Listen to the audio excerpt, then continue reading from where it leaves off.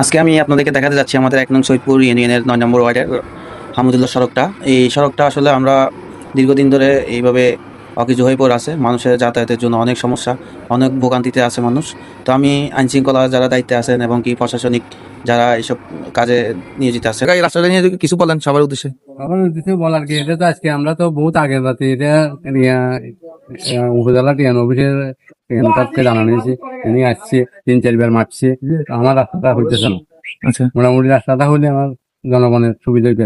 আচ্ছা আমি ওনাদেরকে বলবো একটু দ্রুত সময়ের জন্য আমাদের এই রাস্তাটা একটু আপনারা মেরামত করে দেন বা কাজ করে দেন, যেটাই হোক, অন্তত মানুষগুলো যেন সুন্দরভাবে চলাচল করতে পারে। এই রাস্তাটা খুবই অবস্থা খুবই খারাপ, মানুষ অসুস্থ মানুষ হেঁটে যাচ্ছে পারছে না, এবং কি স্কুলের বাচ্চারা যারা প্রতিদিন জাফরনগর আমাদের এখানে প্রাইমারি স্কুল আসা যাওয়া করে, এদের অনেক কষ্ট হয়ে যাচ্ছে।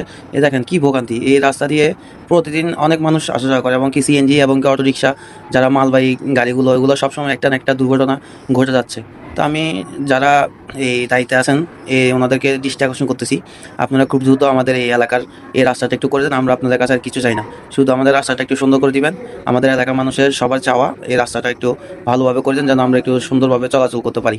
তো এই হলো কথা। আর একটু সবাই ভিডিওটা একটু শেয়ার করে দিবেন, যেন আমাদের আইন শৃঙ্খলা বাহিনী এবং যারা প্রশাসনিক যারা দায়িত্বে আছে ওনাদের কাছে যেন পৌঁছায়।